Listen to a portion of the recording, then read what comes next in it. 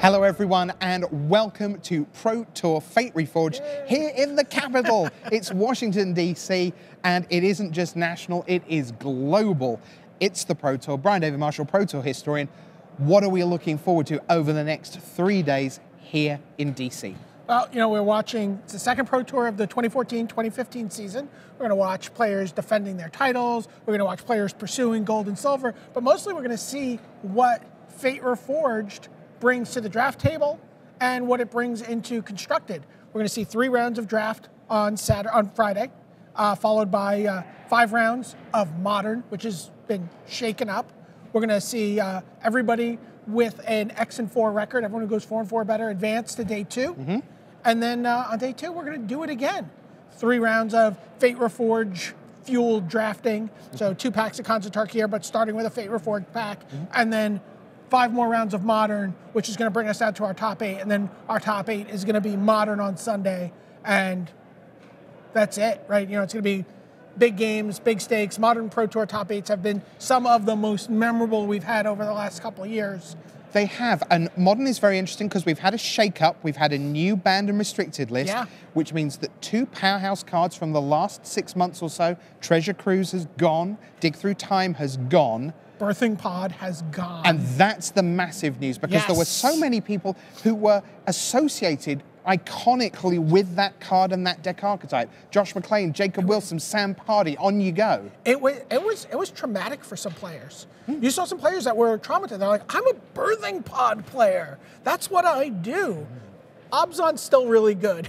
Sure. Without the Birthing Pod. Well, why don't we take a look here at Pro Tour Fate Reforged at some of the Fate Reforged cards that we think you're going to see in the feature match area. And we're going to start with, well, let's work our way out. Why don't we start with some cards for limited, shall we? Sure. So let's take a look. Tell me about Goblin Heel Cutter. I mean, Goblin Heel Cutter, I mean, a 4 mana, 3/2, probably not something you're super excited about playing, but the dash ability, this is a new mechanic that's introduced in Khans of Tarkir. You can pay the dash cost, and if you do, the creature gains haste and then returns to your hand. If you think about like something like a Viashino Sandstalker or something like that from the old days, it's very similar to that. But when Goblin Heel Cutter attacks, target creature can't block this turn. This card is exactly the kind of weapon the really aggressive Mardu, red-white, even red-blue kind of swarmy decks, like tempo decks, have been wanting. It can be, you can find yourself back on your heels very quickly when your opponent has this card. You've said the T word there, tempo. Now, we don't often associate 5-drops with tempo, but this next card, Aven Surveyor, well, that is a tempo play. Right. In Wizards of the Coast R&D's ongoing experiments to see how much mana we'll pay for Mana War. Right, we've hit 5 now, and guess what? It's still first pickable, or in the case of Fate Reforged, which has a lot of very powerful rares, second pickable. Right.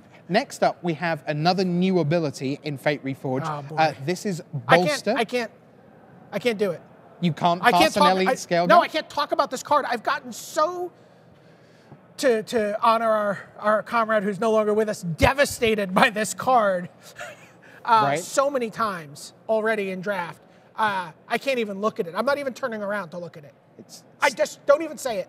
Just move on. Okay, you would rather be facing Dromoka the Eternal? Oh, God, why'd you say that? Oh, I had Dromoka. I like Dromoka. Right. Dromoka's my friend. Dromoka's one of yours, and the is one of theirs. Yes. Okay, I understand. Dromoka, one of any of the 5 we could have chosen of the legendary dragons, unsurprisingly, all superb. Yeah, I mean, in the past, I've talked with Limited about Marshall. We've talked about formats being like Prince or Paupery. Like, you know, is the power for this format going to come from the commons and the uncommons, or is the power going to come from the rares? And really, so far in Fate Reforged, rares have really driven, you know, where you want to go with your deck. And even if you don't have that, you know, that big rare from Fate Reforged, it really drives the deck where you're like thinking about removal spells to deal with rares. And arguably that gives you all the more reason to get on with things in draft before they get to their 5 and 6 and 7 mana big fat rares that are going to change the game utterly. And I've seen games where, you know, someone plays the Dromoka and then Goblin Heel Cutter comes down, everybody attacks, and Dromoka's just standing there looking like Dromook. The eternal loser. Yeah, just looking stupid. We made it easy. We said, let's find some limited cards. Now, simple math I gotta tell you, the next slide is still limited cards.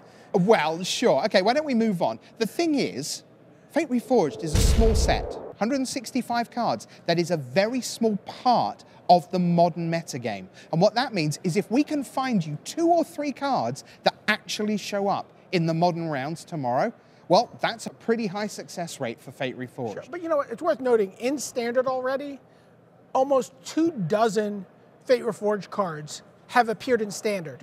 That's, you know, like basically 1 in 8 cards. Yeah. You know, so there are a lot of cards from this that have already made the impact in Standard. And so, you know, we could see more of these cards appearing in Modern as well. I feel like I would be shocked if we did not see Tassiger the Golden Fang, a card that's made a very, very big impact on Standard. If we didn't see someone playing around with that in some kind of maybe Golgari Grave Troll, you know, based, you know, Vengevine deck or something like that. Sure. And I was going to say, really, a 6-mana card? And of course, it isn't 6. Right. Delve means it costs 1, and you have 4 mana untapped to use its ability. And however, our next card, it says 8, it means 8. Yes. Well, what it means is you better assemble your Tron very quickly. Ah, right. You know, it doesn't slot in as perfectly into the Tron decks as something like Karn, because when you assemble your Tron, the power plant, the mine, and the tower, 3/2/2, you get 7. 7 mana. Right. But a lot of times, you know, you've had to use a green or red land to go find stirrings or whatever. to find your other piece. So that's 8. And you know what? This card's going to be a powerhouse on the board. And again, already made an impact in Standard. Could find a home if the Tron decks are viable this weekend. Okay. There are lots of cards in Magic that win the game on their own, and traditionally they do so by just being themselves. But Monastery Mentor is a card that unpacks like it's got the biggest amount of luggage you've ever seen on the carousel. Hello, I'm just an innocuous little tutu with prowess. Oh, hey, no, I'm not. Now I'm all these 1/1. Where did they all come from? Yeah. Terrific card. Yeah, I watched a game from the Sunday Super Series, and someone played a Monastery Mentor, and then 3 turns later had 8 creatures in play. Yeah. Right. It was a 1 creature board state, just all by itself. And then finally, a card that is not getting a bad rap, but sounds like a bad rap, the Soulfire Grandmaster. Tell us about the ill behavior of this guy. I don't know if I can, but I'll try. Okay. So Soulfire Grandmaster is a card. I mean, you know, I don't know if Lightning Helix with buyback and lifelink would be a good thing. But you know, this is a perfectly fine card. You know, 2/2 lifelink, perfectly reasonable in some decks. You know, that you have a modern. And if the game goes long, or in the red, white, blue decks, or you know, I could see this card having an impact with the ability to to pay. Is it to give your next, you know, give your lightning bolt buyback essentially. Right. Right. I mean, ugh. That's pretty exciting. But modern is scary. But modern is a format of exciting and scary. Who's going to be wielding these extremely powerful weapons? Well, we have over 400 players qualified, and they're the best of the best. Why don't we just pick you through, well, our Power 9, if you like.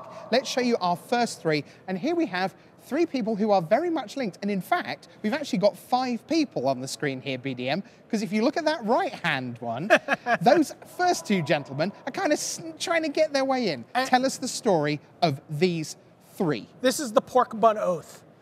This is Eric Froelich, Luis Scott Vargas, and Paul Cheon.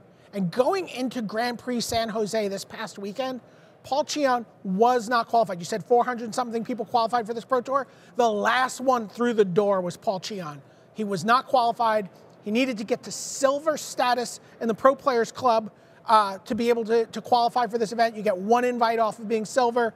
He could only get it by winning the Grand Prix. That's the only way he could get it. And he did. He did. Yeah. He did, and it was great because you know what? It's not like he rode the coattails of his friends. In the end, it came down to him versus Hall of Famer Paul Rietzel. Match 3 of the team format, game 3, everything on the line, just the 2 of them, and he pulled it off. Played, you know, under the greatest pressure I think I've ever seen in a Grand Prix Finals match, and was utterly unflappable. And someone I'm really excited to watch play Magic this weekend. Trivia moment, I was staggered by this, because you and I collect this kind of stuff. Yeah. This was Eric Froelich's first ever Magic trophy. Wow.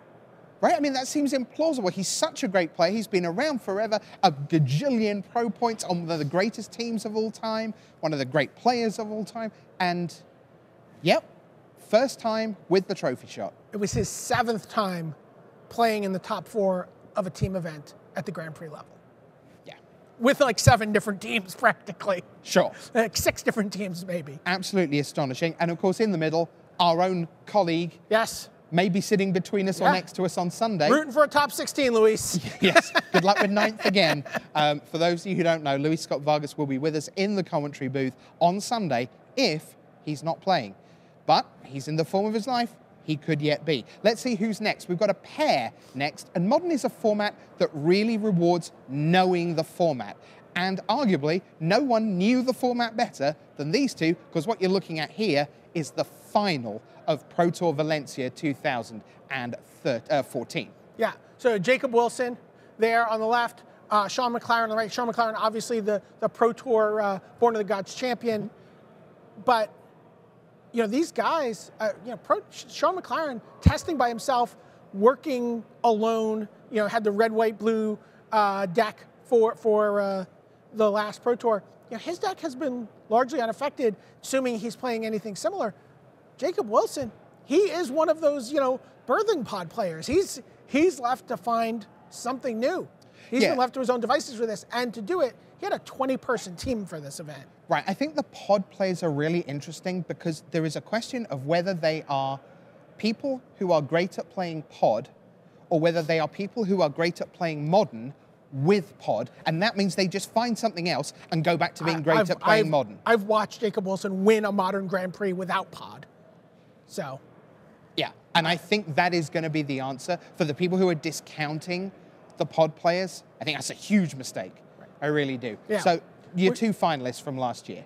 Yeah, I mean, and Sean McLaren, by the way, Sean McLaren also 2 finalists from last year in Sean McLaren, because he was also the finalist at our last Pro Tour Concert Tarkir. Indeed. He reached the finals. He's only played in a very small handful of Pro Tours, and he's already got a win and a finals appearance. And again, you know, doing it with the same exact play test team as last time. Of Sean McLaren. Yeah, just him. Yep. Maybe a little help from his brother. Formula 1. Yeah. All right, let's move on. Let's find you 3 more Pro Tour champions. The rest of the class of last year. Pro Tour Born of the Gods champion, you've already seen Sean McLaren. And now here we have Patrick Chapin, Even Flock, and Ari Lax. And the thing is, I'm imagining a top 8 in my head, and I can't discount any of these people we're looking at. And there are hundreds we haven't talked about yet. Right. Patrick Chapin, of course, working with the Pantheon. You know, huge summer for him. He finally gets his first trophy. Right, that was the first trophy of his career. Then goes to Worlds, makes it to the finals of Worlds. The thing that he's been dreaming about his whole life comes a little short of the mark. But Ivan Flock, he gets his first Pro Tour top 8 at Pro Tour Magic 2015. He gets his win. Then he gets a second Pro Tour top 8 later at Pro Tour Concert Tarkir, where Ari Lax, another player who was on that list, who hadn't had a top 8 before, gets through and wins his first Pro Tour. Worth remembering that Ari Lax, you said he didn't have a top 8. That's right, he didn't. He had a 9th. And where did he have a 9th? Pro Tour returned to Ravnica, playing Modern, playing that crazy Infect deck. Right. Very interesting. I think he's really one to watch again. A champion freed of the shackles of trying to get into the top 8, and he knows Modern inside and out. Great stuff. But we mentioned Patrick Chapin there, not quite winning Worlds. Why not this guy? Let's take a look. It is Mr. Shahar Shenhar. And by the way, I also mentioned players who crossed their name off of a list, that list of most pro points without a Pro Tour top 8. And Shahar Shenhar might not have the most points on that list, but he is certainly the most accomplished player on that list at this point. Right, Grand Prix titles. Grand Prix titles, 2 World Championships. Yeah. This guy has won the World Championship. He has 2 final day wins, but he doesn't have that Pro Tour top 8. I don't think anyone who knows Shahar, who has watched Shahar play, doesn't expect him to get through. We've been crossing names off that list for the last 3 years. I would be not at all surprised if Shahar doesn't accomplish that this weekend, or, you know, sometime very soon in the near future. Magic is a game for all kinds of people and all kinds of players and all kinds of play skills. Sometimes you go into a Pro Tour and you can feel the vibe. It's a time for the dark horse. And everyone's looking around, trying to work out who it is who we don't know that's going to come through the door. And at the end, it's going to look so obvious because, well, they were clearly just waiting to happen. Sometimes Pro Tours come along and it's a Pro Tour for thoroughbreds. People who rise to the top time and time again. What do you think we have this year, BDM? I got to tell you, Modern is a giant, wide open format. I think that the players who are able to put together the teams are able to, really tackle the format, really get prepared here, and really put the work in. I think this is a thoroughbred. I think this is a thoroughbred format. I'm expecting a top 8 for the ages. Yeah. We can't wait to have you with us for that top 8, whether it's a dark horse from the clouds coming down to give hope to everyone going to their first ever PPTQ. That's the path to join us here on the biggest stage of all. Oh, just win a Grand Prix. That'll work too. For Paul Cheon, for the first timers, can't wait to see you all weekend long. It all starts tomorrow. For Brian David-Marshall, the historian, I'm your host, Rich Hagon, saying bye.